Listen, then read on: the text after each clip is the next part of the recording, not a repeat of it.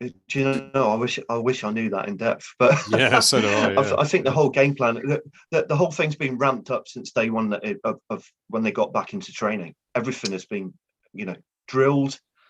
You can see that in the first couple of days, and they're just ramping up, ramping up, ramping up, and then hopefully they will be yeah, good to go on August 6th. Because if Mm. you look at Kulusevski and Kane and Son, yeah. they seem well ahead of where they'd normally be during this period, and Okay, that that's has to be a interesting. reflection of the recruitment and the methods of training that they've introduced, and it's so different to what we're used to, and it is Yeah. exciting, and I think the excitement is reflected in the fact the stadium sold out for the first three games this year. So No, exactly. In fact, when you were at the open training sessions, yeah, could you actually hear what Conte was saying, or was it because on these play on the he didn't Spurs play hold you couldn't back. hear? Yeah. Okay, No, he didn't hold back. If he saw something wrong with Matt Doherty or another player, he'd blow that whistle and he'd be barking at them. He didn't care that people were watching. He and was straight on them, and they'd could you start the hear what game. he was saying to them, or was No, it? it was difficult. They were right Yeah, out in the centre of the pitch. So, yeah, yeah, and it's in that sort of circumstance. But he didn't hold back. No one held back on that day. To be yeah, honest, yeah, they were doing something wrong. They get an earful, and when he sat there and he just watched this Marshall install into them. This is my time now. right. Mm. It's completely different. I spoke to Chris about the time in America, and it with Oh, Poch, right. and it was very much exhibition stuff. No, that's why everybody was shocked. Mm. They go out and they do a few laps, kick a ball about, and then go meet the fans and Everyone, and yeah, Daddy Davies gets a little Yeah, moment and yeah. on the camera and all that sort of Well, stuff. None of that. They were being drilled, and That's a wasted opportunity. For him, it's a wasted opportunity, isn't it? He would see it as a wasted opportunity, I would have thought. Yeah. Sorry, Lee. I was going to say that no, that's okay. That ties in nicely, actually, what Jase was saying there, actually, with Eric Dyer's comments today. And he's basically saying, kind of paraphrasing here, that he thinks there's a really different feel about what's happening now than he's ever experienced before. And the excitement in the group about the early buys and the fact that they're very much together. So that's quite promising. For him to come out and say that it feels so different at the moment, does build a bit of excitement amongst our fans and expectation, I suppose. But they feel like they're ready for that. Otherwise, they're supposed to be keeping it all to themselves, aren't they? So this is the thing, Lee. If we're building all this expectation, are we waiting for a? I'm not saying we're going to crash and burn, but Conte's renowned for starting seasons slow, isn't he? And it'd just be interesting to see what happens in the Southampton game and obviously the Chelsea game following. So, and by the way, it's going to be a great time to play Chelsea as well, because they at the moment they're missing so many defenders because a number of them went out and they're still not adequately replaced them. I don't think they're going to be ready for the start of the season, Chelsea. So I think we've got them at a good time. I think I was talking to a Chelsea fan the other day, and he said that there's talk that the morale is quite low in the club because players want out, players have left, like Rudiger and Christensen. I think Azpilicueta wants out. Alonso today does. has talked about he's doubting their commitment. He says he wants to see more of it. Yeah. So I think it'd be a good time for us. And we're just sort of going a bit over old ground here, but Steve and I were chatting before in one of the sort of final pods of the season about how we feel it's going to go next year, and we were really excited then, I think, and so definitely even more so now, I think, where you've actually seen this recruitment drive early on, and them coming in and being ready for the start of the season. I think one of the things Conte also talked about was the fact that he wanted a pre-season with these players, which he never got before. And I think we'll see the fruits of that. Yeah. Yeah, well, I hope so. Yeah, absolutely. So we've got Roma this weekend. I think it's about a 5:30 kickoff, is it, on Saturday? And Spurs play. So what do we think is going to happen there? Because obviously the week after we've got the season start, and is he going to play the same team that started against Rangers, or is he going to be a bit more adventurous and put Basuma in, for example? Because I would see Bentancur and Basuma as being the starting two in most games. Do you know, I think we don't give Højbjerg enough credit for his influence, and you know, a lot of the managers love him. Like, you know, Mourinho loved him. Conte seems to love him. He really kind of lives up to that sort of, you know, Viking warrior type. He does, doesn't he? Yeah. Sort of image. And I think that, I can't remember what game it was. It was a game that he came off, and I know obviously the replacement was someone like Winks or whatever, but there was a game that he came off, and we looked shit. Like, you know what I mean? He can't score. Well, he does score, but he couldn't generally score. But he's not natural, is he? but what he does, you know, the stuff that he does, even though he was having a poor game, the stuff that he does, like not many other people in our squad could do in terms of breaking up play, shutting down, covering spaces, getting, you know, geeing up players, keeping that intensity high. You know, so I think it's going to take a while for him to be shifted.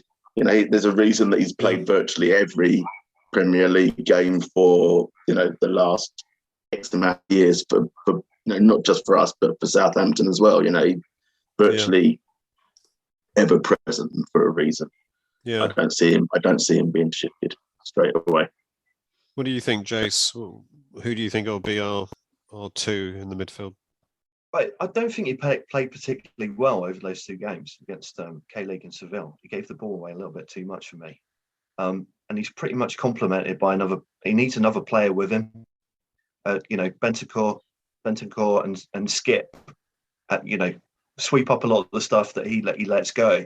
Yeah. So it's a difficult one. Basuma's, he's again a big, strong lad, skillful, and would do brilliant in the midfield. But he doesn't put the work in that PEH does, which Steve obviously just alluded to. He just goes in there, he breaks everything up, but he does give the ball away quite a lot. So it's a difficult one for me on PEH. But yeah, we'll have to see. I mean, it's the midfield, you know, is the you know, the first line in front of the defence, and sometimes that's exposed with Dyer. And Romero that's true. Him. So that combination in the centre and midfield really needs to be, you know, on it for us to progress through. And obviously, we can't play these players, especially the wing backs and the central midfielders, in every game. So where we've got this really compressed season now with Premier League games, Champions League games, World Cup right in the middle, and then the same again afterwards, we're going to have to rotate. So what do you think, Lee? Do you think it's going to be Bentancur, Højbjerg, and maybe Skip and Basuma for games, or do you think he'll just mix and match and try and find the best? There'll be an element of rotation. Depends on either the system they're playing against, and also maybe, you know, how fit the players are, etc. But I tend to agree with Jase in the sense that I think Højbjerg might be the one most in danger here. He's not that. I mean, he's an excellent squad player. I just think that technically the other three are better. So I would prefer Skip over Højbjerg. And Skip's injured again. Yeah, but when he comes back, he's got a niggly injury, isn't he? Yeah. And then and again, I would prefer Basuma over Højbjerg, and I'd have Basuma and Bentancur together personally. But you know, who knows? You know, it's very difficult. But at least you've got quality there now in all those positions. It's two really good players for every position now, and I think that fills you with a lot of hope. You know? Jay, what about Sarr? Do you think he's just going to say fuck it, let's play Sarr in every game, and you know, get the 19-year-old in there, just get him playing? Are you talking to me? Hello, you mate, yeah. Oh, right, because you've got Jason and then me. Sarr. Yeah. I mean, obviously we signed him last season, didn't we? And you know, sort of come up with the old saying, "He's like a new signing." Well, he is like a new signing. So you know, essentially, He is. And he looks light on his feet. He's quick. And the fact that, you know, he's been integrated into the first team squad for pre-season, I think that's a positive sign. You know, we really do have quite a few options in that midfield now.